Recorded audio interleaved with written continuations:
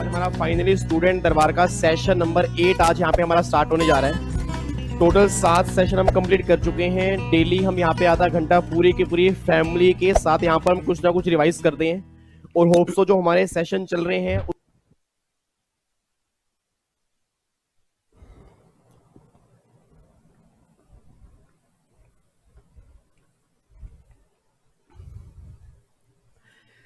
Hello friends, क्या हाल चाल है जी। चलो सभी का हाल चाल बढ़िया ही होना चाहिए। तो फाइनली एक बार मैं फिर अपनी पूरी की पूरी एग्जीक्यूटिव की फैमिली के सामने सर एक बार फिर यहाँ पे शाम को आ चुका हूँ।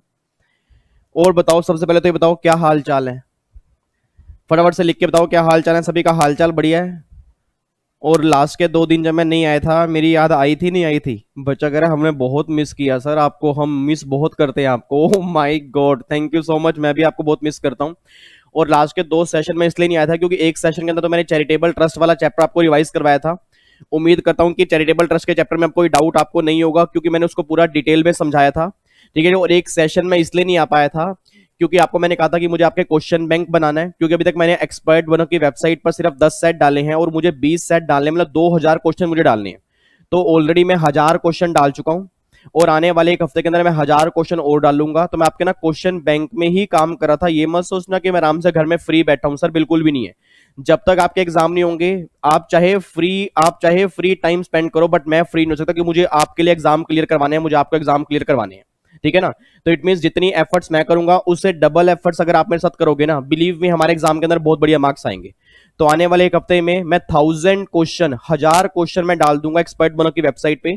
तो प्लीज जितने बच्चे इस टाइम आप सामने बैठे हैं वो जाके वहां से डाउनलोड करेंगे। सभी के लिए फ्री ऑफ कॉस्ट है, कोई भी चार्जेस आपको उसका नहीं देना। और वो सारे के सारे एमसीक्यूज मोस्ट इंपोर्टेंट है जो आपके एग्जाम के अंदर बन सकते हैं। ठीक है जी। अभी तक टोटल मैंने 1000 डाले हैं। किस हेडिंग के नाम से होंगे? आप अगर एक्सपर्ट बनो की वेबसाइट पे जाओगे ना, वहां पर एक टेस्ट सीरीज वाला फोल्डर होगा, उसमें होगा न्यू टेक्स्ट स्कैनर के नाम से। टोटल 10 सेट मैंने डाले हैं, 10 सेट मैं और डालूंगा आने वाले एक हफ्ते के अंदर। तो प्लीज आपने वहां से डाउनलोड करके वो सारे क्वेश्चन आपने सोल्व करने हैं। और बाकी डेली बेस पर हम शाम को 7 बजे आते ही हैं। ठीक है जी। आपको मैं यहाँ पे भी क्वेश्चन प्रैक्टिस करवा रहा हूँ और ये तो आपने जरूर प्रैक्टिस करने हैं क्योंकि ये क्वेश्चन हमारे एग्जाम में आ चुके हैं। इससे कॉन्फिडेंस बहुत बिल्डअप होगा।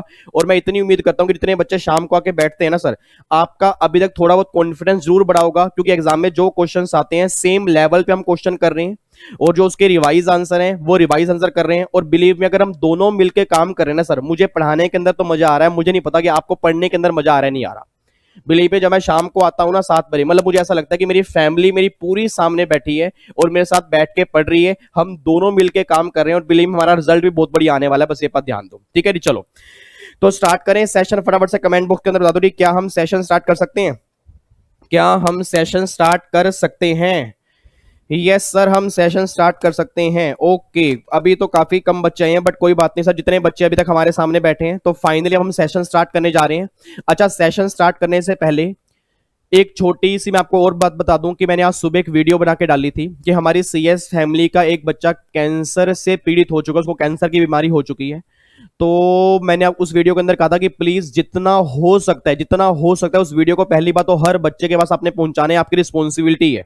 इट मीन जब आप इतनी सारी वीडियो यूट्यूब की शेयर कर सकते हो तो ये हेल्प वाली वीडियो आपका शेयर करना फर्ज बनता है।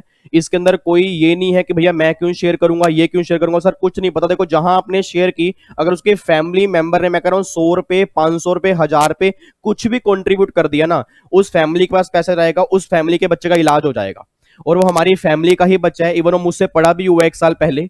तो मैं आपसे हाथ जोड़ के दोबारा रिक्वेस्ट करता हूं इस सेशन के अंदर कि प्लीज आपने वो वाली वीडियो हर बच्चे के पास शेयर करनी है कि भैया जितना हो सके उतना कंट्रीब्यूट जरूर करना, चाहे वो 100 रुपए हैं, चाहे वो 500 रुपए हैं, 1000 रुपए हैं, 10,000 रुपए, जो आपका फर्ज बनता है, जो आपका मन करता है उतना आपने कंट्रीब्यूशन जरूर करना है। ठीक है जी। तो प्लीज आपसे दोबारा रिक्वेस्ट कर रहा हूं हाथ जोड़ के, अब जितने बच्चे सामने बैठे हैं उन्होंने अपना एक फर्ज जरूर निभाना है। आपकी रिस्पॉन्सिबिलिटी है, अगर आप मेरी बात मानते हो, आपकी रिस्पॉन्सिबिलिटी है कि उस वीडियो को हर बच्चा शेयर करेगा और हर बच्चा अपने स्टेटस पे भी लगाएगा। रीजन बीइंग, क्योंकि अगर कोई दूसरा दोस्त भी आपका देख लेगा, अगर वो चाहता है कंट्रीब्यूट करना तो वो भी कंट्रीब्यूट कर दे। ठीक है ना। तो सिंपल सी बात है, हमें उस बच्चे को बचाना है सर, और हम पूरी दुआ करते हैं भगवान से, हम सब मिलकर दुआ करते हैं कि भैया उस बच्चे की जल्दी जल्दी हेल्थ सही हो जाए, वो बच्चा इस बीमारी से रिकवर हो जाए और दोबारा से इस कोर्स को करना स्टार्ट करे। और फिर एक एनर्जी के साथ, अगर मतलब जल्दी जल्दी वो सही हो गया ना, उसको मैं यहाँ पे यूट्यूब पे जरूर बुलाऊंगा आप सभी के सामने, ठीक है जी। तो भगवान से बस यही दुआ करते हैं वो बच्चा जरूर जल्दी जल्दी सही हो जाए बस, ठीक है जी। तो आपने भी कंट्रीब्यूट करना है, आपने दोस्तों को भी शेयर करनी है वीडियो, उनसे भी कंट्रीब्यूट कराना है, और लिंक मैंने उसका डिस्क्रिप्शन बॉक्स में दिया हुआ है उस वीडियो के, ठीक है जी। तो बस मुझे ये बात बोलनी थी सेशन स्टार्ट करने से पहले। अब हम सेशन स्टार्ट कर सकते हैं, पक्का पक्का। और इस सेशन स्टार्ट करते हैं आज फिर हमारे स्टूडेंट दरबार का सेशन नंबर 30 आज हम स्टार्ट करने जा रहे हैं। और आईसीएसए के जो हमने एमसीक्यू स्टार्ट किया उसका पार्ट नंबर 9, मतलब टोटल 8 पार्ट हम कंप्लीट कर चुके हैं। ये लगा लो टोटल 4 पेपर हमने कंप्लीट कर लिए। तो फाइनली आज हम 5वां पेपर स्टार्ट करने जा रहे हैं। और हमारा जो 5वां पेपर है वो पेपर हमारा पता कौन सा है? 5वां पेपर हमारा कौन सा है? दैट इज जून 17। तो फाइनली हम जून 17 के ऊपर आ चुके हैं जी। मतलब देख लो कहां हमने जर्नी 2015 से स्टार्ट की थी, 2017 पे हमारी जर्नी आ चुकी है। धीरे धीरे धीरे धीरे करते करते हम 19 तक भी आ जाएंगे, और जितने एग्जाम में क्वेश्चन बने हैं ना वो सारे हम प्रैक्टिस कर लेंगे। बस ये बात ध्यान देना, ठीक है जी। तो बस कुछ नहीं करना, आपने डेली शाम को आके बैठना है, मेरा इंतजार करना है। मैं पूरे एफर्ट्स के साथ पूरी फैमिली के लिए आऊंगा और दोनों मिलकर काम करेंगे, बस ये बात ध्यान देना, ठीक है जी। और फिर सेशन स्टार्ट करते हैं। इधर देखो ध्यान से। अब सबसे पहला हमारा यहाँ पे क्वेश्चन जो है, एक बार उस क्वेश्चन को देखते हैं। क्वेश्चन नंबर 1 हमारा क्या है? क्वेश्चन नंबर 1 हमारा बिल्कुल सिंपल है जी। क्वेश्चन नंबर 1 हमारा पता किसका है? क्वेश्चन नंबर 1 हमारा है अदर सोर्स में जो हमने गिफ्ट की टैक्सेशन की थी ना, याद करो मैंने आपको अदर सोर्स के अंदर कहा था कि अगर कोई किसी से प्यार करेगा तो प्यार करने पर भी टैक्स होता है। अब एक प्यार करने की लिमिट होती है, गवर्नमेंट ये बात बोलती है कि अगर 50,000 तक का तुम्हारा प्यार होगा तो वो प्यार एग्जम्प्ट होगा। अगर 50,000 से ऊपर का प्यार होगा तो प्यार पर भी टैक्स लगेगा, और प्यार करने वाले के हाथ में टैक्स नहीं लगेगा, प्यार लेने वाले के हाथ में टैक्स लगेगा। इट मींस मैंने आपको प्यार दिया तो वो प्यार आपके हाथ में टैक्सेबल होगा, मेरे हाथ में टैक्सेबल नहीं होगा। अब बच्चा ये बात कहता है सर आप ये कैसी कैसी बेकार की बातें कर रहे हो, प्यार टैक्सेबल है। सर प्यार का मतलब क्या होता है? गिफ्ट। और मैंने पहले भी कहा था गिफ्ट तभी हम देते हैं कि जब हम किसी को किससे मोहब्बत होती है। ऑब्वियस सी बात है कि अगर आपको मुझसे मोहब्बत है, मुझे आपसे मोहब्बत है, तो तभी तो गिफ्ट की बात होगी। तो गवर्नमेंट ने क्या बोला? गिफ्ट की टैक्सेबिलिटी। ये सारी बातें हमने अदर सोर्स में की थी, और आपको वहां पर कहा भी था कि 50,000 तक का गिफ्ट एग्जम्प्ट है। 50,000 से ऊपर का अगर गिफ्ट होगा तो कंप्लीट वैल्यू लेने वाले के हाथ में टैक्सेबल होगी, गिफ्ट देने वाले के हाथ में टैक्सेबल नहीं होगी। ये बात ध्यान देना। एक बार चेक करो क्वेश्चन में क्या लिखा है। Mister Ram receive cash gift of 51,000 from his friend on the occasion of the 50th birthday. अब पहली बात तुम इतना बताओ, क्या बर्थडे पर गिफ्ट मिलेगा तो एग्जम्प्ट होगा, टैक्सेबल होगा? टैक्सेबल होगा, क्योंकि शादी पर मिलने वाला गिफ्ट एग्जम्प्ट है, बर्थडे पर मिलने वाला गिफ्ट क्या है? टैक्सेबल है। और गिफ्ट दिया किसने है? फ्रेंड्स ने। और आप सब जानते हो फ्रेंड्स जो होते हैं वो रिलेटिव की डेफिनेशन में कवर नहीं होते। तो 51,000 तो पूरा कंप्लीट 51,000 जो होगा वो टैक्सेबल होगा। Option number C is the correct answer. अच्छा, कई नालायक बच्चे जो इस टाइम सामने बैठे हैं ना, कईयों को ना लो पता नहीं होता, वो ये बोलते हैं 50,000 एग्जम्प्ट है, 50,000 से ऊपर जाते ही एक्सेस पोर्शन टैक्सेबल होगा। गलती, भूल के भी ये गलती मत कर देना। एग्जाम में जब भी क्वेश्चन बनेगा, इट मींस अगर प्यार किया है 50,000 रुपए तक तो सारा प्यार एग्जम्प्ट है, और अगर प्यार 50,000 से ऊपर किया होगा ना तो जितना भी आपने प्यार किया वो कंप्लीट वैल्यू आपने टैक्सेबल करनी है, एक्सेस पोर्शन टैक्सेबल नहीं करना, बस ये पर ध्यान दो। तो 51,000 है तो पूरा 51,000 ही आप टैक्सेबल करोगे, ये बात ध्यान देना, ठीक है जी। उसके बाद क्वेश्चन नंबर 2 पर आओ जी। क्वेश्चन नंबर 2 किसका है? क्वेश्चन नंबर 2 देखो जी। अग्नि private limited issue equity share of ₹10 each eight ₹40 पर शेयर, मतलब 10 रुपए का शेयर उसने 40 रुपए का इशू किया। The fair market value of the share on the date of issue was ascertain as ₹25। अब सोच के बोला 40 रुपए का शेयर इशू किया है, उसकी फेयर मार्केट वैल्यू 25 रुपए की है, तो भैया फिर बेनिफिट कितना हो गया? एक्सेस वैल्यू कितनी निकल के आ रही है? 15 रुपए निकल के आ रही है ना। और शेयर कितने हैं? 1 लाख शेयर है। तो अगर मैं 15 को 1 लाख से मल्टीप्लाई करूंगा तो कंपनी के हाथ में इनकम कितनी आ गई? 15 लाख रुपए की इनकम आ गई। बताओ क्वेश्चन में था क्या? एक बार मैं दोबारा से बोलूंगा सर। 10 रुपए का शेयर है, 40 रुपए का इशू किया, ठीक है, 10 रुपए का शेयर 40 रुपए का इशू किया, और फेयर मार्केट वैल्यू 25 रुपए है। तो सिंपल सी बात है, एफएमवी से जितना भी ऊपर चार्ज किया होगा वो इनकम बन जाएगी। तो अगर 40 रुपए का इशू किया, एफएमवी 25 रुपए है, तो एडिशनल कितने हो गए? 15 रुपए, और 1 लाख शेयर है तो 15 लाख रुपए जो होगा वो कंपनी के हाथ में इनकम बनेगी। ये हमारा क्वेश्चन नंबर 2 है। अब बच्चा कह रहा है सर ये क्वेश्चन किसका है? ये क्वेश्चन आपके अदर सोर्स का ही है। आपने अगर पढ़ा हो वहां पे गिफ्ट के टैक्सेशन के अंदर, तो ये सेम पॉइंट वहां पे भी आता है, एफएमवी से ऊपर वाला पॉइंट, और इसका लिंकिंग जो है वो कैपिटल गेन के साथ भी आती है। तो इसके अंदर कुछ मुश्किल वाली बात नहीं है। एफएमवी से ऊपर जो प्राइस आपने चार्ज किया वो हमारी क्या बन जाएंगी? इनकम बन जाएगी। तो कितने रुपए इनकम बन रही है? 15 रुपए, और 1 लाख रुपए शेयर है तो 15 लाख रुपए की हमारी इनकम निकल चुकी है। उसके बाद आ रहा क्वेश्चन नंबर 3 जो है। अब क्वेश्चन नंबर 3 का आंसर गलत दिया हुआ है आपके आईसीएसआई के अंदर, ठीक है, इट मींस मैं इस आंसर को यहां से काट रहा हूं, इसका आंसर जो आएगा ना, आंसर हमारा नील आंसर आएगा, यह बात ध्यान देना। अच्छा, अब ये जो क्वेश्चन है ना, ये क्वेश्चन बहुत पुराना है, और अगर आप में से आप में सारे बच्चों ने अगर चैप्टर किया हो एग्रीकल्चर इनकम का, तो एग्रीकल्चर इनकम के चैप्टर में ना एक पुराने जमाने में एक मेथड था, पार्शियल इंटीग्रेशन मेथड। वो न्यू सिलेबस के लिए रेलिवेंट नहीं है इतना, ओल्ड सिलेबस वालों के लिए रेलिवेंट है। तो जो बच्चे ओल्ड सिलेबस वाले हैं वो इस क्वेश्चन को ध्यान सुनेंगे, न्यू सिलेबस वाले बच्चों के लिए इतना रेलिवेंट नहीं है। अब एग्रीकल्चर इनकम के चैप्टर में एक मेथड था, पार्शियल इंटीग्रेशन मेथड। अब वो पार्शियल इंटीग्रेशन मेथड क्या होता है जी? उसके अंदर ये होता है कि जो भी आपकी एग्रीकल्चर इनकम होती है ना, और अगर साथ में नॉन एग्रीकल्चर इनकम होती है, अब एग्रीकल्चर इनकम हम सब जानते हैं एग्जम्प्ट होती है, और नॉन एग्रीकल्चर इनकम क्या होती है? टैक्सेबल होती है। बट गवर्नमेंट ये बात कहते हैं कि अगर एग्रीकल्चर इनकम और नॉन एग्रीकल्चर इनकम अगर क्वेश्चन में दोनों दी होंगी ना, तो नॉन एग्रीकल्चर इनकम पर कितना टैक्स आएगा उसको निकालने के लिए हम पार्शियल इंटीग्रेशन मेथड यूज करते हैं। अब बच्चा ये बात कहता है, सर ये मेथड तो हमने क्लास में किया नहीं था, और ये मेथड हमने पढ़ा भी नहीं था। ये मेथड आपने इसलिए नहीं क्लास में किया होगा क्योंकि रीजन बिंग अब ये प्रैक्टिकली बेकार हो चुका है, प्रैक्टिकली रिडंडेंट है। इट मींस एग्जाम में क्वेश्चन बनने के चांसेस नहीं है। बट फिर भी आपके ना मॉड्यूल में दिया हुआ है, आपके ना मॉड्यूल में दिया हुआ है, तो मैं फिर भी एक बार समझा देता हूं, ठीक है ना। अगर बाय चांस क्वेश्चन बन गया, वैसे चांसेस तो 0/0% है, बट अगर फिर भी क्वेश्चन बन गया, क्योंकि भला है बुरा है जैसा भी है सर, मेरा पति मेरा देवता है, अगर क्वेश्चन आ गया तो हम क्या बोलेंगे? तो भैया अगर क्वेश्चन है बाय चांस बन गया तो कम से कम हमें पता हो कि इस मेथड में करना क्या होता है। अब यहां पर एक बार क्वेश्चन पढ़ना। मिस्टर रॉबर्ट है, उसकी एज 52 ईयर है, वो कहना चाह रहा है उसको मंथली पेंशन आ रही है 30,000 पे, और वो कहना चाह रहा है उसकी एग्रीकल्चर इनकम जो है वो 50,000 पे है। अब देखो मंथली पेंशन 30,000 है, तो अगर मंथली पेंशन 30,000 है तो पूरे साल में कितनी आ गई? 3,60,000 रुपए की तो हमारी इनकम ये हो गई, और 50,000 रुपए की एग्रीकल्चर इनकम है। अब कई बच्चे इस क्वेश्चन के अंदर पता क्या करते हैं, कई बच्चे क्या करते हैं, एग्रीकल्चर इनकम 50,000 रुपए एग्जम्प्ट, और 3,60,000 रुपए के ऊपर वो स्लैब रेट लगाएंगे, उस स्लैब रेट से टैक्स निकालेंगे और उसमें सेस ऐड करेंगे, वो आंसर दे के आएंगे। एक्चुअल में इसका आंसर ऐसे नहीं होता। इट मींस अगर किसी क्वेश्चन में एग्रीकल्चर इनकम और नॉन एग्रीकल्चर इनकम इस तरह से दी है, तो उस मेथड को हम बोलते हैं पार्शियल इंटीग्रेशन मेथड। अब इस पार्शियल इंटीग्रेशन में करना क्या होता है कि जितनी भी आपकी नॉन एग्रीकल्चर इनकम है उसमें एग्रीकल्चर इनकम ऐड कर दो, जो तुम्हारी टोटल इनकम निकल के आएगी ना, उस इनकम पे निकाल दो टैक्स। मैं दोबारा बोल रहा हूं, सबसे पहला स्टेप ही होता है नॉन एग्रीकल्चर इनकम प्लस में एग्रीकल्चर इनकम, इन दोनों को टोटल करो। अब नॉन एग्रीकल्चर इनकम कितनी है? 3,60,000। एग्रीकल्चर कितनी है? 50,000 रुपए। इनकम कितनी आ गई? 4,10,000 रुपए। आप सब जानते हो 4,10,000 रुपए को अगर मैं टैक्स निकालूंगा तो टैक्स मेरा नील आएगा। अब बच्चा ये बात कहता है, सर टैक्स आपका नील कैसे आएगा? एक बात मैंने सोच के बताओ, अब अगर 2.5 लाख से ऊपर इनकम है, तो 2.5 लाख से ऊपर मेरी इनकम कितनी है? 1,60,000। 1,60,000 उसका आप निकालोगे 5%, और जितना टैक्स निकालोगे उतने की आपको रिबेट भी तो मिलेगी। सर अगर इनकम 5 लाख रुपए तक होती है तो मेरी रिबेट भी तो मिलती है, और जितना मेरा टैक्स आएगा उतने की रिबेट मिलेगी। अब सोच के बोलो, अगर मेरी इनकम 4,10,000 रुपए है तो जो भी मेरा टैक्स आएगा उतने की मुझे रिबेट मिलेगी। टैक्स मेरा कितना आएगा? नील तो आएगा। तो ये हमारा स्टेप नंबर 1 हो गया। स्टेप नंबर 2 होता है कि जो भी तुम्हारी एग्रीकल्चर इनकम है उसमें तुम एग्जम्पशन लिमिट ऐड कर देते हो।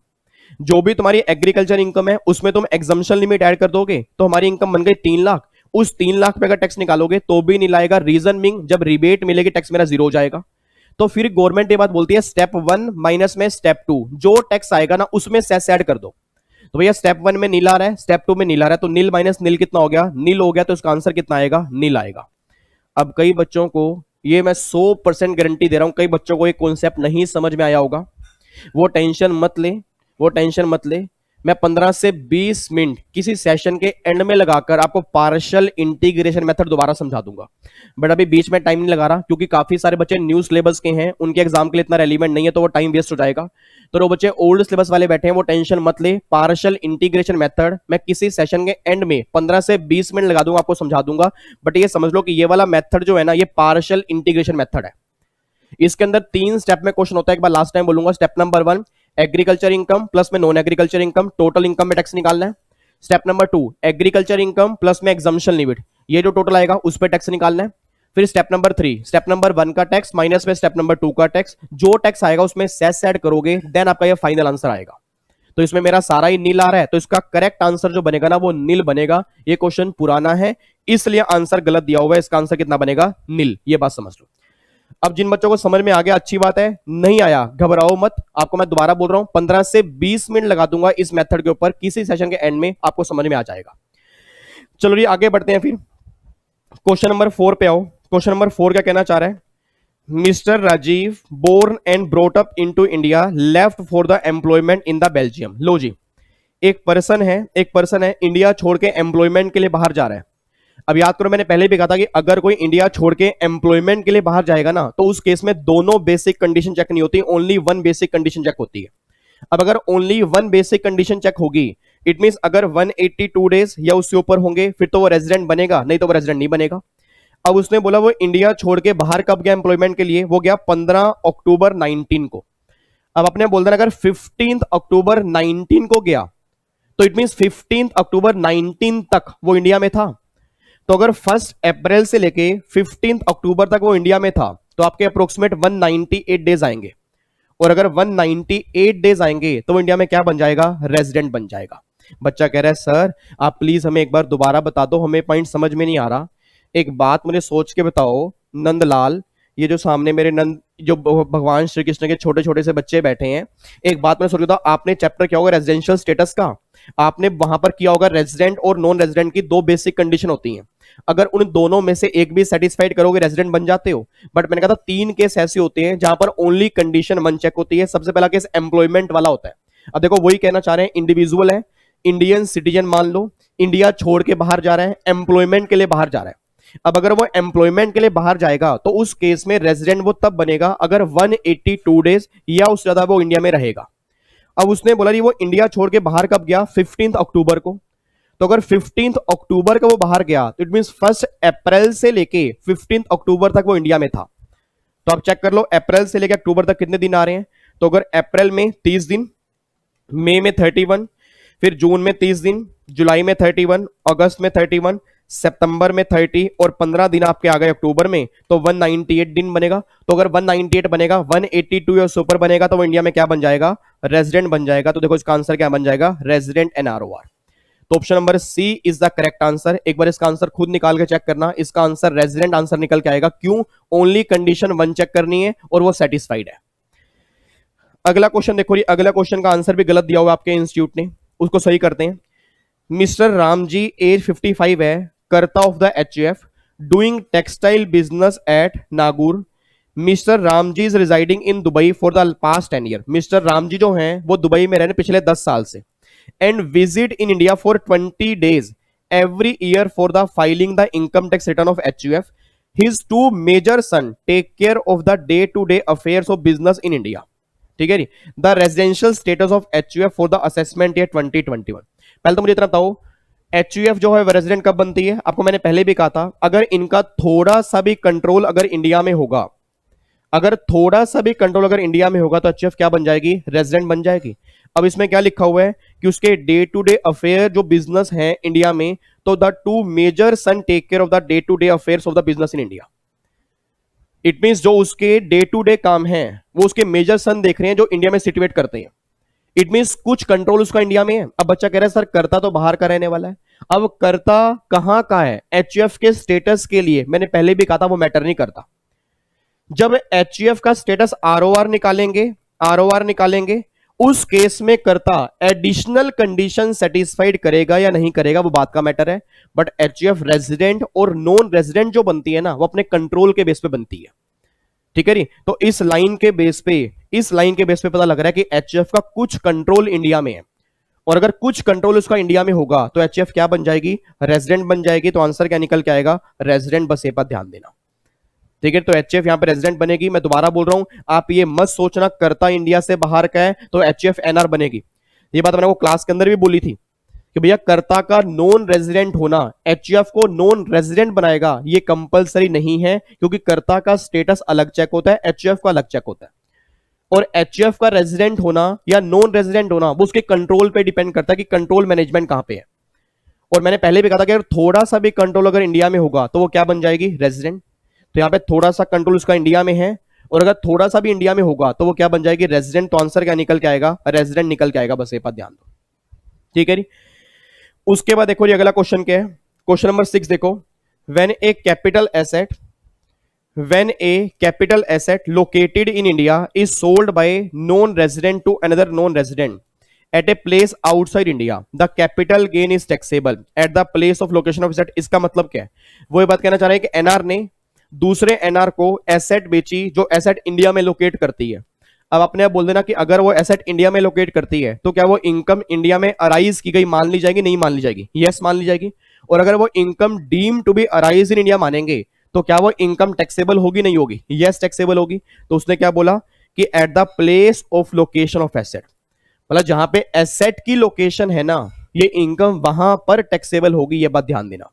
एक बच्चा कहता है सर यहां तो एक एनआर ने एनआर को सेल की है। आप ये मत देखो कि एनआर ने एनआर को सेल की है, आप ये देखो कि जो उन्होंने प्रॉपर्टी सेल की है वो प्रॉपर्टी आपकी इंडिया में है। और अगर प्रॉपर्टी आपकी इंडिया में है तो वो इनकम इंडिया में 100% टैक्सेबल होगी, that is income arise in India. तो अगर इनकम अराइज इन इंडिया है तो वो टैक्सेबल होगी होगी, बस ये बात ध्यान दो। तो इसका ऑप्शन नंबर सी जो है ये हमारा करेक्ट आंसर है, बस ये बात ध्यान देना। उसके बाद अगला क्वेश्चन देखो जी, Thomas incorporation of Australia borrow money from the various company in Australia for doing business in India by name ANS company limited Mumbai. Thomas incorporation paid interest of 500 lakh to various lender, the amount of interest paid has accrue in India. याद करो section number 9।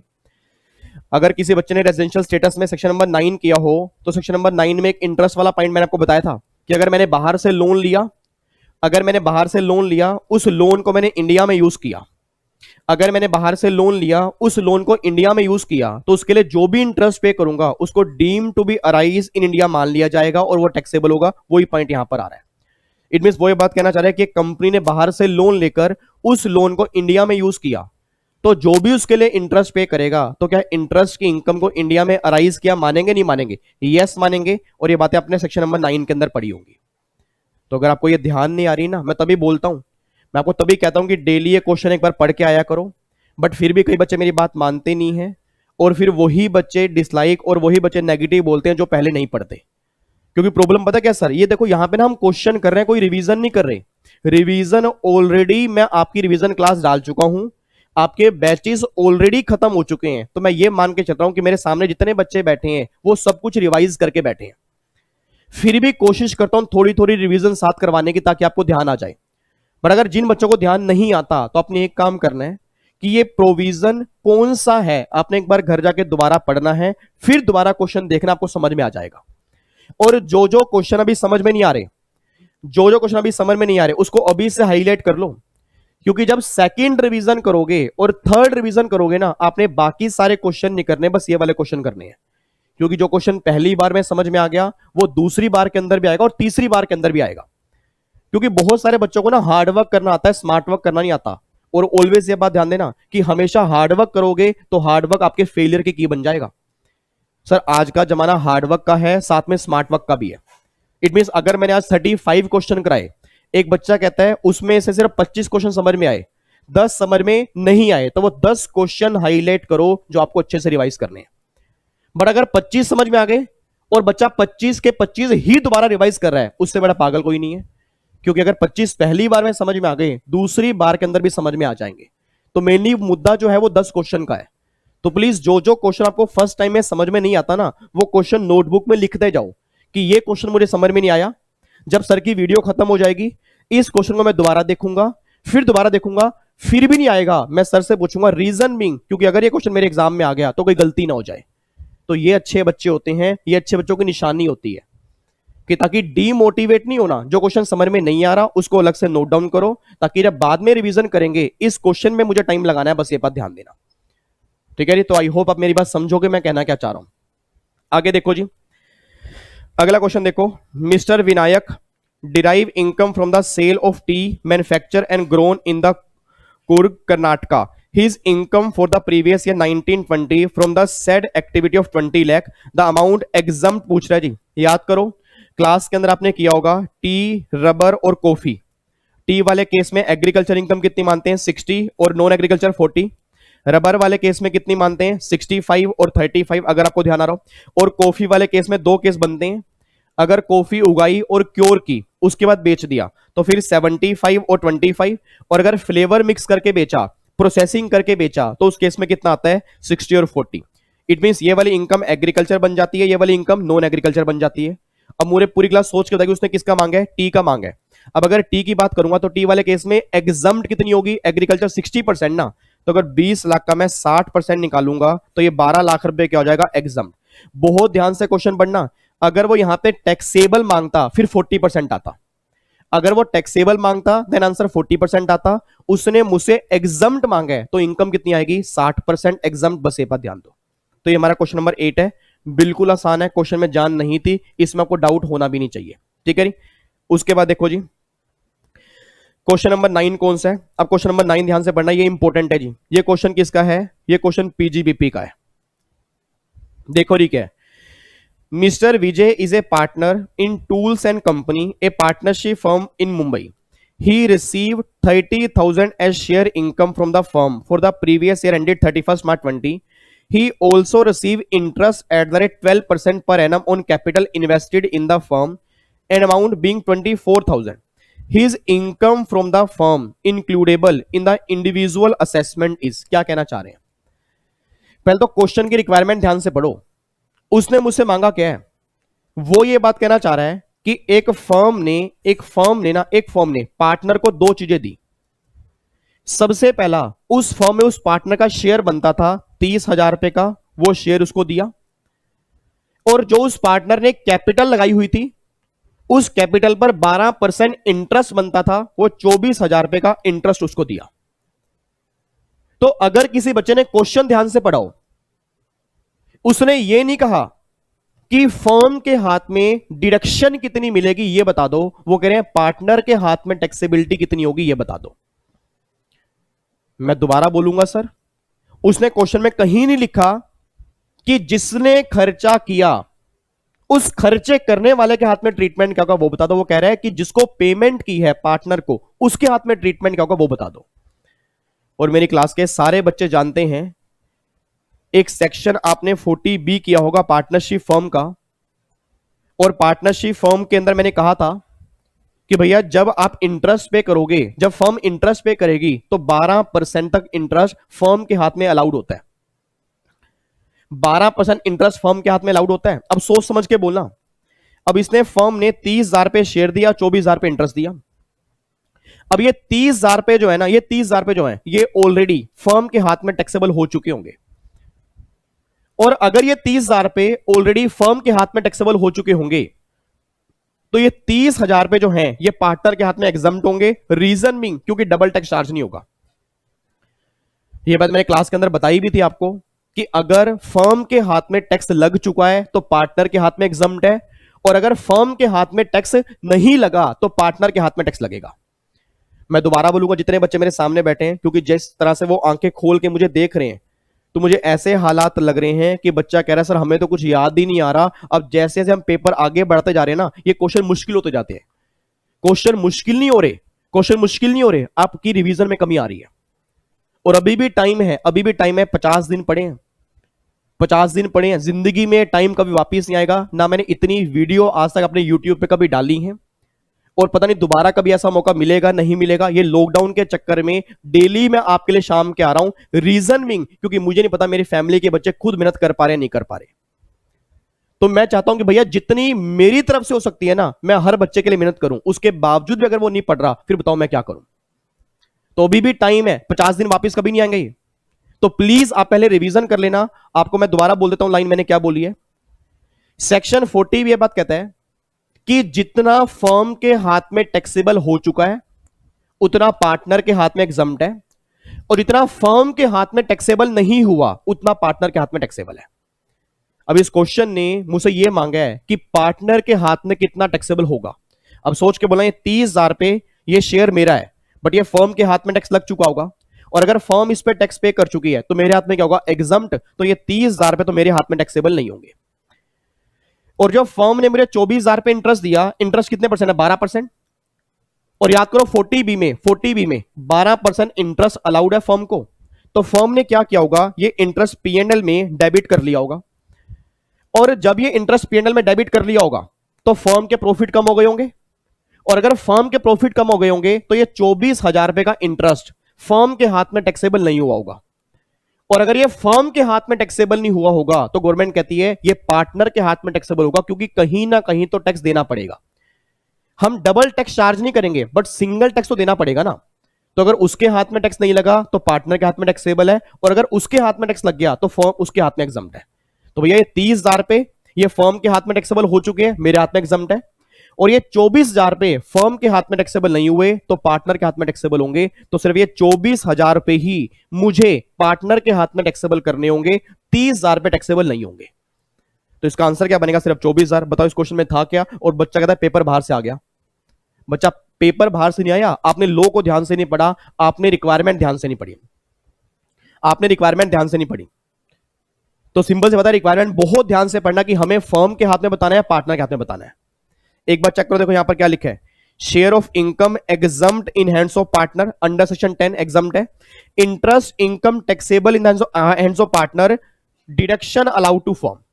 Firm को deduction मिल चुकी है, firm के हाथ में खर्चा नॉन टैक्सेबल हो चुका है, इसलिए पार्टनर के हाथ में टैक्सेबल होगा। तो पार्टनर के हाथ में सिर्फ 24,000 पे टैक्सेबल होंगे, बस ये बात ध्यान दो। और इस बच्चे को अभी भी समझ में नहीं आ रहा सर, इससे ज्यादा टाइम फिर मैं यहां नहीं लगा सकता। एक बार ऐसा करना, 19 घंटे की रिवीजन क्लास जाके देख लेना, 40B उसमें एक बार देख लेना, आपको बातें वहां पे समझ में आ जाएंगी, ठीक है ना। क्योंकि अप्रोक्सीमेटली लगा लो आधा घंटा होने वाला है, सिर्फ हमने अभी तक 9 क्वेश्चन किए हैं, ठीक है ना। अगर मैं ज्यादा टाइम लगाऊंगा तो क्वेश्चन हम बढ़ ही नहीं पाएंगे। तो प्लीज आपने वो रिवीजन क्लास जरूर देखनी है, उस रिवीजन क्लास से आपकी बहुत हेल्प होगी, ये बात ध्यान दो।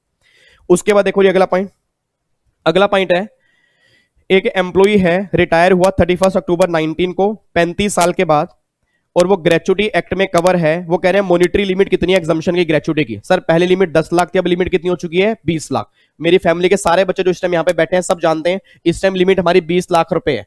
तो ये आंसर बहुत पुराना है, उस टाइम लिमिट 10 लाख थी, अब कितना आएगा? आंसर 20 लाख रुपए आएगा इसका आंसर। तो यहां 10 लाख की बजाय 20 लाख कर लेना, ये हमारा सही आंसर है।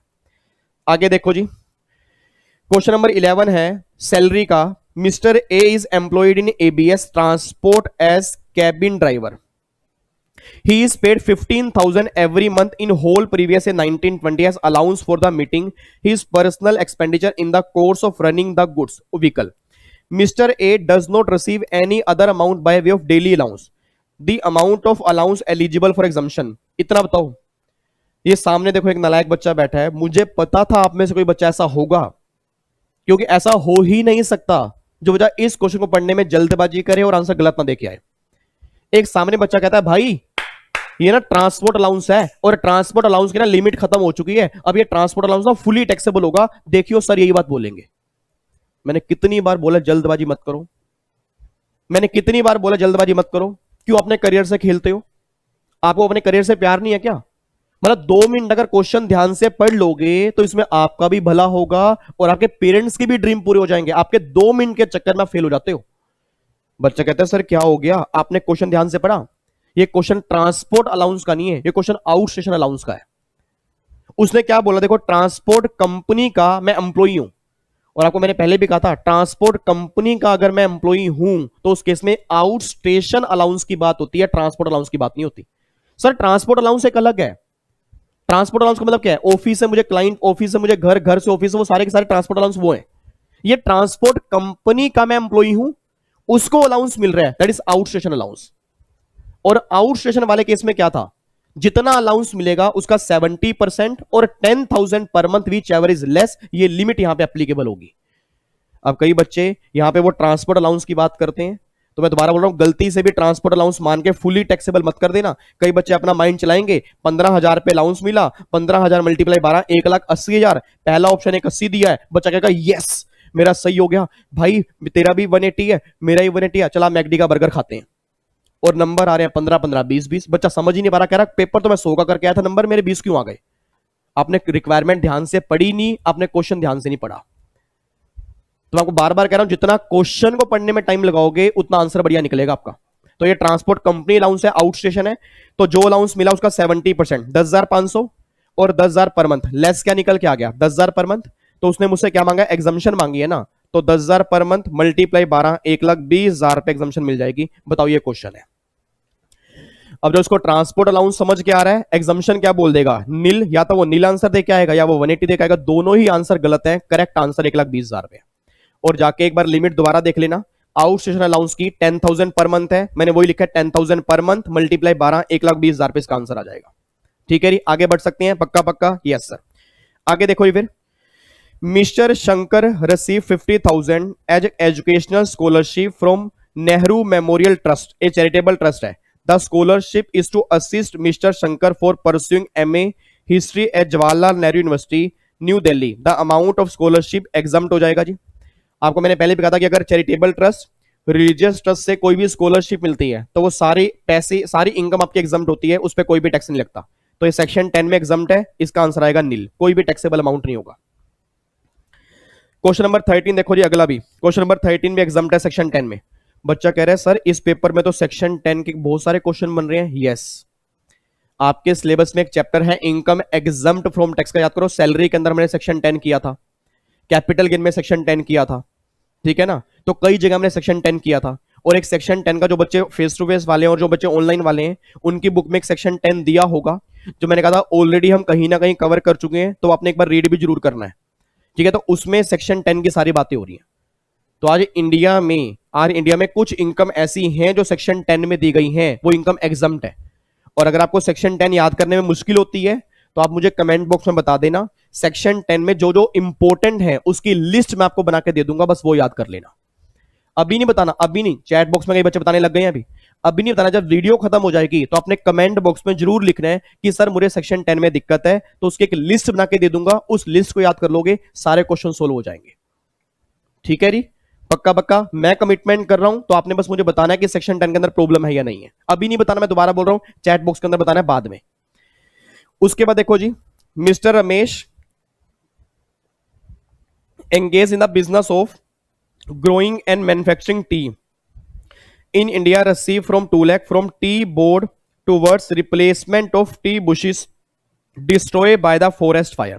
वो ये बात कहना चाह रहे हैं कि आपका जो एक बोर्ड होता है ना नाबार्ड, अगर आपको बताओ एक नाबार्ड होता है, वो कह रहे हैं टी बुशेस जो है ना, टी बुशेस जो है वो डिस्ट्रॉय हो गई आपकी फायर से। अब टी बुशेस क्या होता है कि मेनली जिससे ना टी लीव्स बनती हैं। तो लो सेक्शन 10 ये बात कहता है कि अगर आपको उसके लिए पैसा दिया गया तो वो पैसा आपका सेक्शन 10 में सारा एग्जम्प्ट है।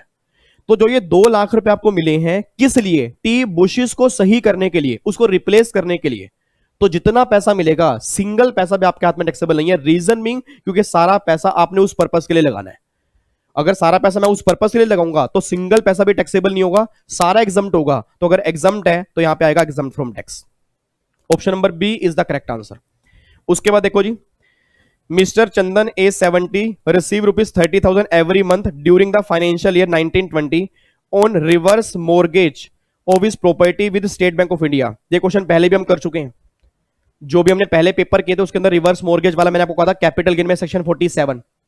रिवर्स मॉर्गेज की स्कीम एग्जम्प्ट होती है सीनियर सिटीजन के लिए, तो इट मींस इस पैसे पर कोई भी टैक्स चार्ज नहीं होगा, तो ये एग्जम्प्ट है। आंसर इसका आएगा नील। रिवर्स मॉर्गेज की, रटने वाला बच्चा एक बात ध्यान दे, रिवर्स मॉर्गेज के अंदर कोई भी पैसा मिलेगा, ऑलवेज ध्यान देना, एग्जम्प्ट होता है, उस पैसे पर कोई भी टैक्स चार्ज नहीं होता। उसके बाद देखो जी, लो जी क्वेश्चन आ गया चैरिटेबल ट्रस्ट का। अब ये क्वेश्चन मैं नहीं करूंगा, पूरा डिटेल में चैप्टर समझाया था चैरिटेबल ट्रस्ट का। अब देखता हूं कितने बच्चे उस चैरिटेबल ट्रस्ट के लेक्चर को देख के बैठे हैं और जो बच्चे इसका सही आंसर देंगे। और ये क्वेश्चन पढ़ते हैं। वो कह रहे हैं charitable trust has total income उसकी 20 लाख रुपए है और उसने 10 लाख रुपए ट्रस्ट में लगा दिए, तो बताओ जी कितना पैसा, how much is chargeable to tax, कितना पैसा उसका टैक्सेबल करेंगे। इनकम 20 लाख है, उसने 10 लाख रुपए ट्रस्ट में लगा दिए, 10 लाख रुपए टैक्सेबल कर दो। इनकम 20 लाख है, 10 लाख रुपए लगा दिए, 10 लाख रुपए टैक्सेबल कर दो। इनकम 20 लाख है, 10 लाख रुपए लगा दिए, 10 लाख रुपए टैक्सेबल कर दो। इनकम 20 लाख है, 10 लाख रुपए लगा दिए, 10 लाख रुपए टैक्सेबल कर दो। नालायकों मुझे रोक लो, मैं गलत बोल रहा हूं। बच्चा आप बोलो, कह दो सर रुको रुको, ऐसा मत करो, पहले 15% एडहोक माइनस करेंगे। 20 में से 15 क्या, 3 लाख माइनस करेंगे, बैलेंस 17, इसमें से 10 लाख रुपए लगाए तो बैलेंस 7 लाख जो बचेगा वो टैक्सेबल होगा। That is correct answer. और जिस बच्चे ने चैरिटेबल ट्रस्ट वाला चैप्टर किया होगा ना, अब उसको ये क्वेश्चन कितना आसान लग रहा होगा। और अगर चैरिटेबल ट्रस्ट आपने पढ़ा ही नहीं है, ये क्वेश्चन बच्चा पता क्या बोलता है, 20 लाख है, 10 लाख लगा दिए, 10 लाख टैक्सेबल नहीं।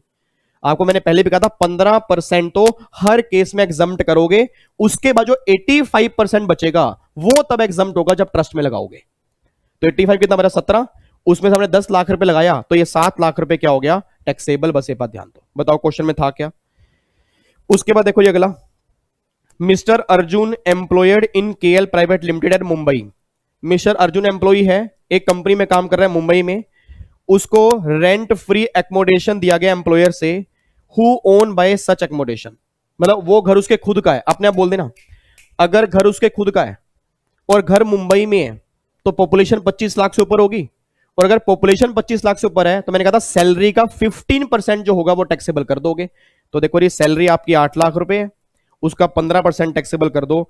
सर इतने गिरे गिरे क्वेश्चन कई बार आते हैं ना, मेरा तो करने का मन ही नहीं करता। बच्चा कहता है अच्छा आप मजे ले रहे हो, हमारे सारे क्वेश्चन गिरे गिरे नहीं आते सर, आपको खुद भी पता है कई क्वेश्चन मुश्किल भी आते हैं। भैया आप सीएस कर रहे हो ना, फिर मेरे नंद गोपाल मेरी राधा रानी आप सीएस कर रहे हो ना, कोई आप 11वीं 12वीं एग्जाम थोड़ा दे रहे हो। अगर सारे क्वेश्चन ही आसान आने लग गए फिर तो हर बच्चा पास हो जाएगा। ठीक है ना, तो जो आसान है पहले हमें वो करने हैं, और जो मुश्किल हमें लग रहे हैं वो भी आसान बन जाएंगे अगर पहले आपने क्वेश्चन वो किए जो एक्चुअल में आसान है। और जो बच्चा वहां बैठ के मुश्किल क्वेश्चन पहले उठाएगा, टीचर के ऊपर अपनी गालियां निकालेगा, टीचर को भला बुरा बोलेगा, ये नहीं कराया वो नहीं कराया, उससे क्या होगा माइंड फ्रस्ट्रेशन भर जाएगा, और जब माइंड भर जाएगा तो आसान क्वेश्चन मुश्किल लगेंगे, और ऐसे बच्चे फेल होते हैं। फिर सर टीचर को आपने कुछ भला बुरा बोलना है, आप पेपर से बाहर आके बोल दो, कम से कम अपना करियर खराब तो मत करो। क्या 100 के 100 क्वेश्चन मुश्किल आ गए, मैं कह रहा हूं 50 भी आसान आए हैं, पहले 50 ही कर लो। 50 नहीं आ रहे ना, 50 तो कर लो। बच्चा कह रहे नहीं नहीं नहीं, पहले जो 50 मुश्किल आए हैं उसके लिए पहले मैं गालियां निकालूंगा, फिर मैं 50 करूंगा, और 50 में से 30 मेरे सही भी नहीं होंगे। रीजन में क्योंकि मेरा माइंड अब खराब हो चुका है। तो ये गलतियां एग्जाम के अंदर मत कर देना, मैं आपको सुधार रहा हूं, और मेरे ख्याल से कई बच्चे सुधरेंगे, इस बार एग्जाम निकालेंगे। अपने करियर से कभी मत खेलना। कोई भी प्रॉब्लम अगर आपको लगती है कि ये क्वेश्चन बाहर से लग रहा है, उसको एक बार छोड़ दो, जो आसान है पहले वो करो। ठीक है जी, आगे देखो जी, फिर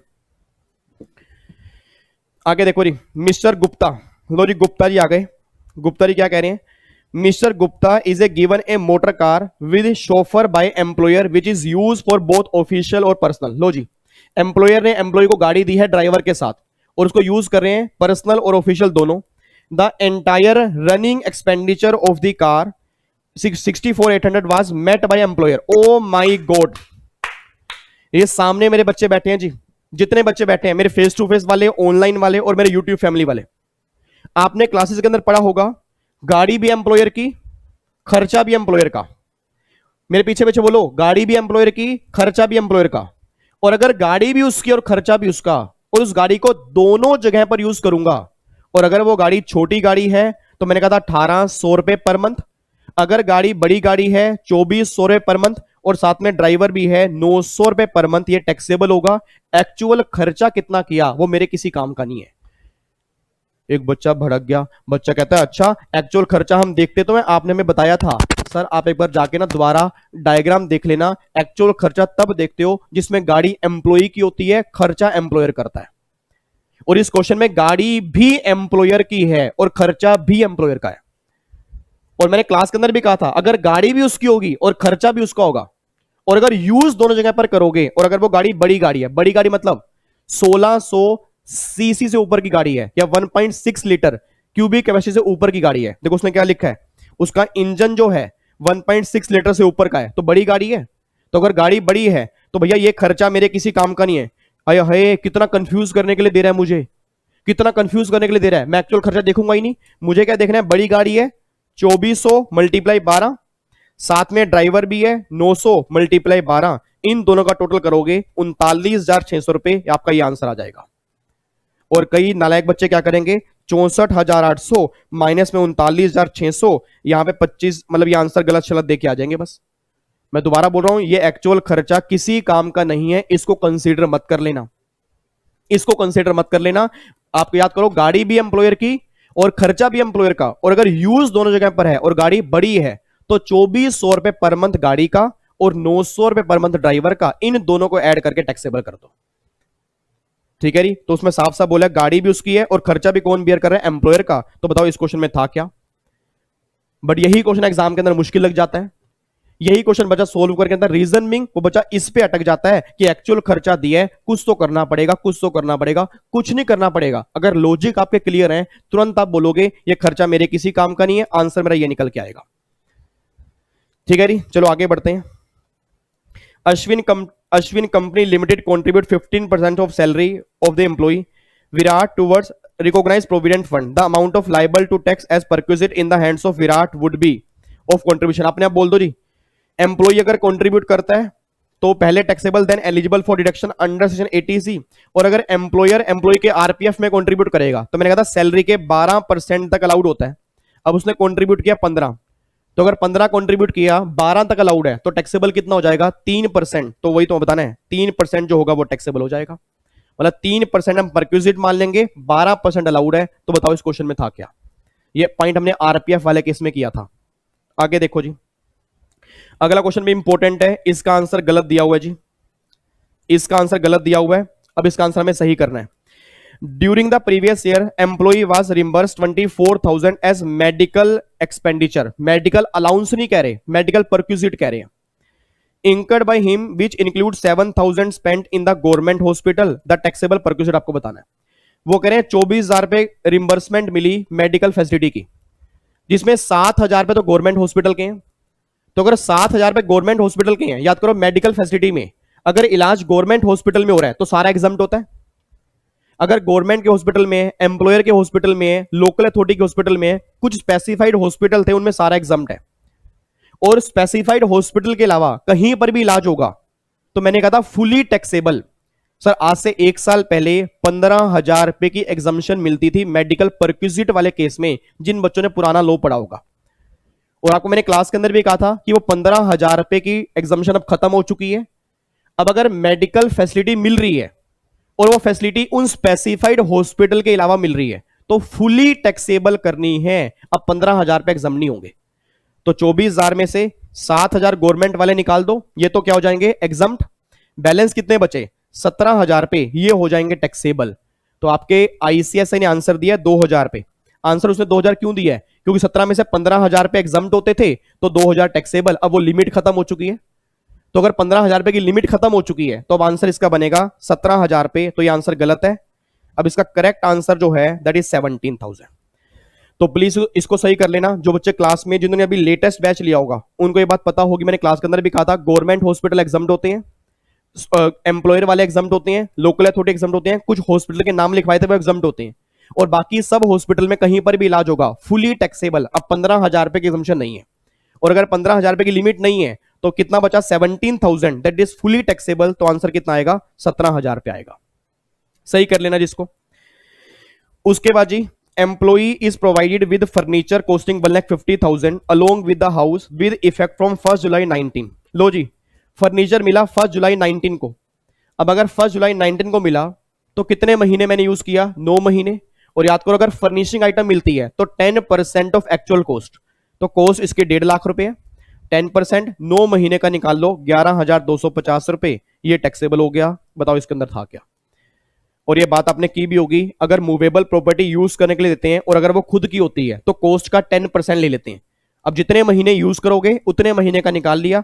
1 जुलाई से लेके अगर मैं 31 मार्च तक देखूंगा तो 9 महीने यूज किया तो आपका इतना टैक्सेबल हो गया। ये बात ध्यान देना, ठीक है। आगे देखो जी, interest credit to statutory provident fund. हाँ जी, एसपीएफ याद करो। एसपीएफ आपको मैंने पहले भी कहा था, एसपीएफ को हम क्या बोलते हैं? E exempt exempt exempt. Employer contribution exempt, जितना इंटरेस्ट मिलेगा एग्जम्प्ट, जितना मैच्योरिटी पर मिलेगा एग्जम्प्ट। तो उसने इंटरेस्ट मांगा है तो इंटरेस्ट क्या हो जाएगा? Fully exempt. एक बच्चा कहता ओ माय गॉड सर ने गलत करवा दिया, इसमें तो 9.5% था ना, 9.5%। सर वो आरपीएफ में था, आरपीएफ वाले केस में था। एसपीएफ वाले केस में इंटरेस्ट फुली एग्जम्प्ट होता है, यह बात ध्यान देना। तो इसका आंसर आएगा फुली एग्जम्प्ट। क्वेश्चन नंबर 22 देखो जी, Mister Ahmad acquired a property April 16 for self residential house. The loan interest payable to State Bank of India financial year 1920 amount 2,10,000। लो जी, अपने बोल दो सेल्फ ऑक्यूपाइड घर है, इंटरेस्ट 2,10,000 पे कर है तो डिडक्शन मैक्सिमम कितने की मिलेगी? 2 लाख रुपए की मिलेगी। तो आंसर इसका 2 लाख रुपए आएगा। और अगर यही लेट आउट की बात करता तो लेट आउट वाले केस में पूरा 2,10,000 आता था। तो क्वेश्चन बहुत ध्यान से पढ़ना, उसने सेल्फ ऑक्यूपाइड की बात की है, और सेल्फ ऑक्यूपाइड वाले केस में सेक्शन 24 में बेनिफिट मैक्सिमम कितना मिलता है, 2 लाख रुपए का। तो आंसर कितना आएगा, 2 लाख रुपए। आगे देखो जी, हाउस प्रॉपर्टी के लॉस हैं जी।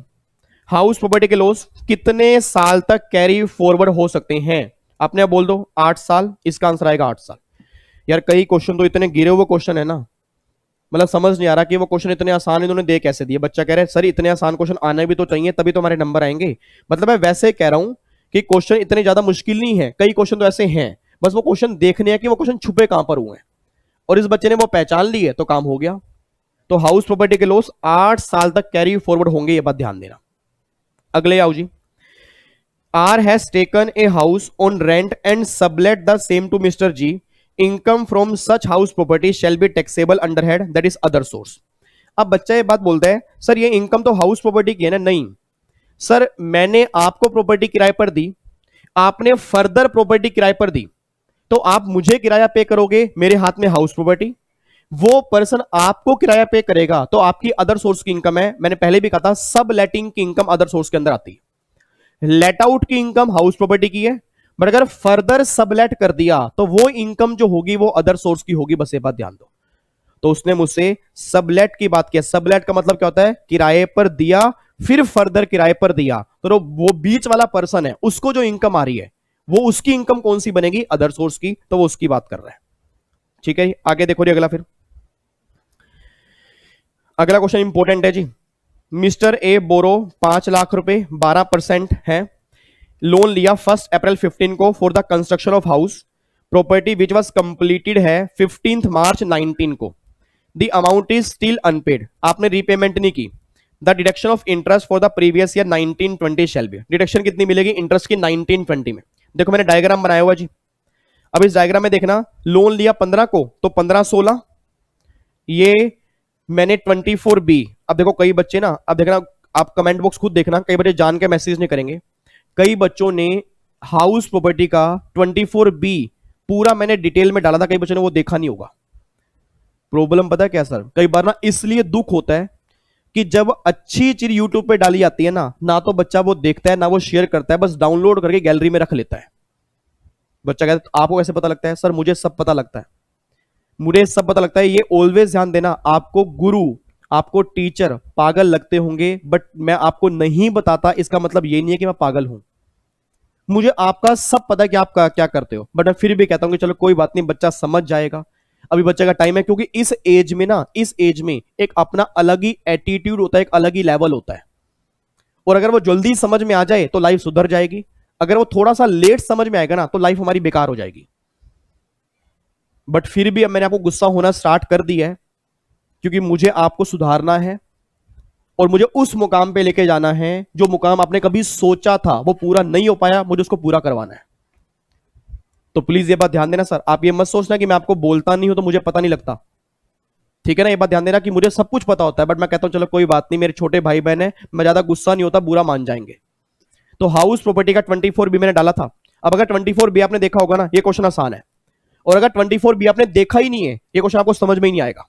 देखो इसमें क्या है, 2015 में लोन लिया तो 15-16, 16-17, 17-18, फिर 18-19 में ये घर बन के तैयार हो गया। अब अगर 18-19 में घर बन के तैयार हुआ तो इस साल से पहले जो इंटरेस्ट पे किया होगा उसको हम बोलते हैं प्री कंस्ट्रक्शन पीरियड इंटरेस्ट। ये क्लास के अंदर मैंने बोला था कि जब आपका घर बन के तैयार हुआ उससे पहले का जो इंटरेस्ट होगा उसको बोलते हैं प्री कंस्ट्रक्शन पीरियड इंटरेस्ट। तो प्री कंस्ट्रक्शन में कितना आएगा, यहां पे 60,000 इंटरेस्ट पे किया, 5 लाख का 12%, यहां पे 60,000 पे किया, यहां 60,000 पे किया, तो कितना पे किया 1,80,000। और ये प्री वाला अलाउड होता है 5 इक्वल इंस्टॉलमेंट के अंदर, तो 180 डिवाइड बाय 5 कितना गया 36,000। और भैया इस साल मैंने कितना पे किया 60,000, तो 60,000 ये और 36,000 प्री वाला, तो 96,000 की मुझे डिडक्शन मिलेगी 24B में, तो इसका आंसर 96 बनेगा। अब जिस बच्चे ने वो 24B वाला सेशन नहीं देखा वो ऐसे घूर घूर के मुझे मत देखे, पहले वो 24B वाला सेशन देखे।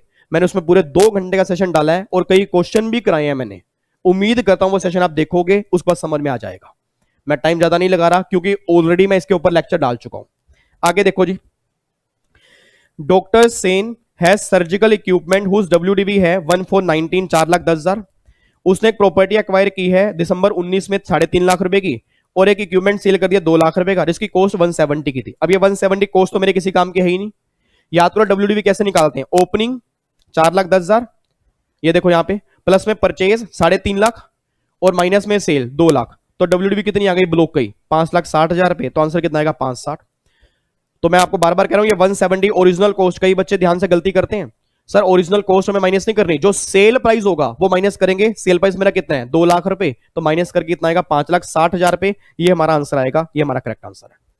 और ये बात मैंने आपको सिखाई भी थी ब्लॉक ऑफ एसेट वाले केस में PGP के अंदर, कि WDV निकलती है ओपनिंग प्लस में परचेज और माइनस में सेल, ये आपकी WDV आती है। उसके बाद देखो जी, वो कह रहे हैं रोजी limited engage in the manufacture of biomedicine in August 19 converted one equipment which was used scientific research purpose previously for regular business use. The original cost of the plant 15 lakh which was acquired on April 18. The company has claimed deduction 150%. यहां पे 150 कर लेना, आप में वहां 200 दिया होगा, क्योंकि आप सब जानते हो 35 AB इन हाउस रिसर्च वाले केस में एक टाइम पर 200% होती थी, अब 150% है। तो ये क्वेश्चन उस टाइम का जब 200 थी, अब अगर आज बनेगा तो यहां पे 150 लिखा होगा। अब वो कहना चाह रहे हैं, इस क्वेश्चन का मतलब पता है क्या है? याद करो आपने क्लास के अंदर किया था, आपको मैंने कहा था कि एक एसेट आपने साइंटिफिक रिसर्च के लिए ली, और जब आपने वो एसेट साइंटिफिक रिसर्च के लिए ली होगी तो आपने सारा खर्चा P&L में डेबिट कर लिया होगा। इट मीन सारी कॉस्ट आपको अलाउड हो चुकी होगी। सर मैंने क्लास के अंदर कहा था कि अगर मैंने एक एसेट 100 लाख रुपए की ली है साइंटिफिक रिसर्च के लिए, तो गवर्नमेंट कहती है पूरे के पूरे 100 लाख रुपए डेबिट कर लो। अब जब मैंने पूरे के पूरी कॉस्ट डेबिट कर ली है, तो एक तरह से अब मेरी उसकी कॉस्ट बन गई नील। क्यों? क्योंकि जितना मैंने एक्सपेंडिचर किया था वो सारा P&L में डेबिट हो चुका है। फिर मैंने क्या किया, उस एसेट को साइंटिफिक रिसर्च से नॉर्मल बिजनेस के अंदर ले गया। और याद करो जो बच्चे, अब देखो कई बच्चों के माइंड में आ चुका है कि अगर साइंटिफिक रिसर्च एसेट को मैं नॉर्मल बिजनेस में लेके जाता हूं तो वो एसेट मेरे ब्लॉक के अंदर जाएगी, क्योंकि नॉर्मल बिजनेस के अंदर ब्लॉक बनता है। और जब वो साइंटिफिक रिसर्च वाले एसेट मेरी ब्लॉक के अंदर जाएगी तो उसकी ब्लॉक में कॉस्ट मानेंगे नील। रीजन, क्योंकि सारी कॉस्ट आप पहले अलाउड कर चुके हो। तो उसने मुझसे यही मांगा है कि जब तुम ब्लॉक ऑफ एसेट में उसको इंक्लूड करोगे तो उसकी वैल्यू कितनी लोगे, आंसर नील आएगा। यह बात ध्यान देना। और यह बात उन्हीं बच्चों को समझ में आएगी जिन्होंने, मैं आपको सेक्शन बोल रहा हूं, घर जाके देख लेना। एक सेक्शन 41.3 है एक्चुअल कॉस्ट का, वो देख लेना, और एक सेक्शन 41.3 है साइंटिफिक रिसर्च एसेट। जब साइंटिफिक रिसर्च बिजनेस में यूज करना बंद कर देते हो तो उसका ट्रीटमेंट क्या होता है। और आपको मैंने कहा भी था, जो बच्चे मेरे फेस टू फेस वाले होंगे, दो तरीके होते हैं, या तो डायरेक्ट मार्केट में सेल कर दो, या पहले बिजनेस में यूज करो फिर बेचो। और अगर पहले बिजनेस में यूज करोगे तो उसकी कॉस्ट नील मानना। रीजन बिंग, क्योंकि पहले सारी कॉस्ट आपको अलाउड हो चुकी है। तो भैया ब्लॉक के अंदर अगर एसेट आएगी तो कॉस्ट मानेंगे नील, इसका आंसर नील बनेगा। यह बात ध्यान देना। आगे देखो जी, which of the following a specified business eligible for deduction under section 35 AD। याद आ रहा है 35 AD जिसमें 14 बिजनेस थे। तो देखो कौन कौन सा बिजनेस है। Operating warehousing facility for storage of agriculture produce, ये तो है। ऑपरेटिंग लेदर मैन्युफैक्चर, ये नहीं है। Operating unit for manufacture of toothpaste, ये नहीं है। Units operating in Jammu Kashmir, ये भी नहीं है। तो सिर्फ पहला है warehousing facility for agriculture produce, तो इसका आंसर आएगा ए। आगे देखो अगला, वो कहना चाह रहे हैं Malik and company engage in trading activity would not recover 5 lakh from a customer, it claim the entire amount as bad डेप्ट by written off in the books of accounts. हाँ जी, क्या कहना चाह रहे हैं कि मिस्टर मलिक एंड कंपनी है in the trading activity could not recover 5 lakh from customer. 5 lakh रुपए कस्टमर से रिकवर नहीं कर पाए, और उसने अपनी बुक्स में एंट्री पास कर दी bad debts account debit to debtor. अब अगर bad debts account debit to debtor entry pass कर दी, तो मैंने क्या कहा था कि इनकम टैक्स में बैड डेट्स आपको अलाउड हो जाते हैं, प्रोविजन अलाउड नहीं होते। आपने आप बोल देना, जब इसने बुक्स में एंट्री पास कर दी बैड डेट्स की, तो क्या ये खर्चा उसको इनकम टैक्स में अलाउड होगा नहीं होगा? यस अलाउड होगा। तो पूरे के पूरे 5 लाख रुपए वो डेबिट कर लेगा। दैट इज 3617 बैड डेट्स का आपने एक बार किया होगा। और देखो उसने मुझसे मांगा क्या है, amount of eligible deduction for way of bad debts. तो बैड डेट्स की डिडक्शन कितनी मिलेगी? पूरी 5 लाख। जितनी बुक्स में एंट्री पास करूंगा उतने की मुझे डिडक्शन मिल जाएगी। ठीक है जी, तो इसका आंसर 5 लाख बनेगा। आगे देखो फिर, Andhra trader A partnership firm paid 80,000 as a contract charges to AKP and company. No tax was deducted at the above said payment. The amount liable for disallowance under 40A1 है, याद आ रहा है 40A1 है। अगर आप पेमेंट करते हो resident को और टीडीएस नहीं काटते, तो मैंने कहा था 30% डिसअलाउड होगा, 70% अलाउड होगा। सर नॉन रेजिडेंट वाले केस में 100% डिसअलाउड। उसने मुझसे 40A1 नहीं कहा, 40A1A कहा है, और 40A1A में आप सब जानते हो रेजिडेंट की बात होती है। तो रेजिडेंट वाले केस में 30% डिसअलाउड, 70 अलाउड। तो उसने मुझसे मांगा क्या है? डिसअलाउड मांगा है। तो आप यहां पे 80,000 रुपए का अगर 30% निकालोगे तो कितना आएगा? 24,000 रुपए डिसअलाउड निकल के आएगा। ये बात ध्यान दो। और ये क्वेश्चन आपने देखा होगा, जिन बच्चे रेगुलर, जो भी मेरे बच्चे सामने बैठे हैं, 40A1A और 40A1 का मैंने डायग्राम इकट्ठा बनवाया था, और मैंने कहा था पेमेंट करनी है एनआर को, और टीडीएस नहीं काटोगे या काट के पे नहीं करोगे 100% डिसअलाउड। और रेजिडेंट वाले केस में भी सेम लो है, फर्क इतना है कि वहां पर 100% डिसअलाउड नहीं होगा, वहां 30% डिसअलाउड होगा और 70 अलाउड हो जाएगा। तो ये क्वेश्चन रेजिडेंट का है, क्योंकि उसने साफ साफ कहा है 40A1A में ट्रीटमेंट क्या होगा। तो 30% डिसअलाउड, तो 80,000 का 30% निकालूंगा तो 24,000 पे आपका आंसर निकल के आएगा। ठीक है जी, तो आज हम 30 ही क्वेश्चन करेंगे। वैसे करने हमें 35 हैं, बट अप्रोक्सीमेट हमारा 1 घंटा हो चुका है। ठीक है जी, और अभी क्वेश्चन हमारे कई सारे, देखो ये मैंने सारे के सारे क्वेश्चन सारे एडिट कर रखे हैं सर। आपको ये लगता होगा कि आधे 1 घंटे का सेशन, मैंने पहले भी कहा था सर, इसको एडिट करने में कम से कम मेरे सेशन में आने से पहले पूरे 100 क्वेश्चन करने के लिए कम से कम भी 2 घंटे लगते हैं। बच्चा कहता आपको 2 घंटे लगते हैं? यस, 2 घंटे इसलिए लगते हैं क्वेश्चन करने, 2 घंटे इसलिए कि किसी क्वेश्चन के अंदर अमेंडमेंट तो नहीं आ गई।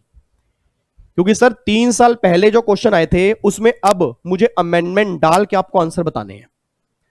तो सर ये 1-1 घंटा जो मैं लगा रहा हूं, ये मेरे लिए 3-3 घंटे हैं। प्लीज वेस्ट मत करना, प्लीज वेस्ट मत करना। अगर आपको लगता है कि मुझे समझ में नहीं आ रहा, तो भी आपको डेली आके बैठना है, चाहे रिवीजन करना स्टार्ट कर दो, साथ साथ ये जरूर देखना। और मैं इतनी गारंटी दे रहा हूं, दिल से बात बोल रहा हूं, जिस बच्चे ने सिंगल सेशन मेरा डेली अटेंड किया होगा ना, सिंगल सेशन डेली अटेंड किया होगा, आपने नंबर देख लेना। आपने अगर मुझे थैंक यू का बड़े वाला मैसेज नहीं किया ना, फिर आप बोल देना। और जो बच्चे ये सोच रहे हैं कि हम बाद में अटेंड कर लेंगे, डाउनलोड करके गैलरी में रख लेंगे, नुकसान मेरा नहीं होगा सर, नुकसान आपका ही होगा, ये मेरी गारंटी है। क्योंकि जब मैं यहां पे 3 घंटे लगाकर आपको 1 घंटे का सेशन दे सकता हूं, तो आपका मैं 1 घंटा ले भी सकता हूं। बाकी 40 क्वेश्चन फिर हम नेक्स्ट क्लास में कर लेंगे, क्योंकि इसके आगे ना छोटे छोटे क्वेश्चन है, वो 40 हमारे हो जाएंगे। बट मैंने क्या बोला, क्वेश्चन चाहे 30 हो, चाहे 25 हो, चाहे 35 हो, करने में अच्छे से हैं। तो मैंने पूरी कोशिश किया कि आपको समझ में आए। बट अगर फिर भी आपको डाउट है तो प्लीज आपने आप कमेंट बॉक्स में बताना, बट अभी नहीं, पहले एक बार दोबारा वीडियो देखना, फिर दोबारा देखना, फिर दोस्त से पूछना। उम्मीद करता हूं समझ में आएगा। फिर भी नहीं आएगा, फिर कमेंट बॉक्स में डाल देना, फिर मैं आपको समझा दूंगा। ठीक है जी, तो आज का सेशन फिर हम यहीं खत्म करने जा रहे हैं। उम्मीद करता हूं आपको अच्छा लगा होगा। ये 30 क्वेश्चन एक बार आपने रिवीजन करने हैं। बाकी मुलाकात फिर हम करेंगे नेक्स्ट सेशन परसों, क्योंकि कल मेरा प्रोफेशनल का है, उनके भी साथ साथ सेशन चल रहे हैं। तो प्रोफेशनल वाले बच्चे अगर कोई हैं, उनको भी बता देना। ठीक है ना, कई बार प्रोफेशनल वाले बच्चों को पता ही नहीं होता कि हमारा भी कुछ चल रहा है। तो एमडब्ल्यूएफ में प्रोफेशनल की बात है और टीटीएस में एग्जीक्यूटिव मेरी फैमिली की बात है। ठीक है जी, चलो तो फिर मुलाकात करेंगे परसों 40 क्वेश्चन हम कंप्लीट करके इस पेपर को भी हम पैकअप कर देंगे। और मुझे इतना अच्छा फील हो रहा है ना, मतलब हर 2 सेशन में एक पेपर खत्म होता जा रहा है, तो कॉन्फिडेंस सर आपका जरूर बढ़ेगा। अभी नहीं आपको लगेगा, 100% बढ़ेगा, इतनी मेरी गारंटी है। ठीक है, चलो बाकी मुलाकात करेंगे नेक्स्ट सेशन में जी। थैंक यू सो मच इतना सारा प्यार देने के लिए, and thank you so much यहां पे आने के लिए। और वो वीडियो जरूर शेयर करनी है आपने, कंट्रीब्यूशन भी करना है और हेल्प करनी है अपनी फैमिली के बच्चे की। ठीक है, ओके जी, bye bye, tata, take care, God bless you, जय हिंद, जय हिंद, जय Hind. Love you so much, love you so much, मेरी तरफ से पूरी फैमिली को love you so much. Bye bye, take care, God bless you. भगवान आपको बहुत आगे लेके जाए। अच्छे इंसान बनना, डिग्री तो आएगी, इंसान अच्छे बनना है, ये बात ध्यान देना। Bye bye, take care, love you.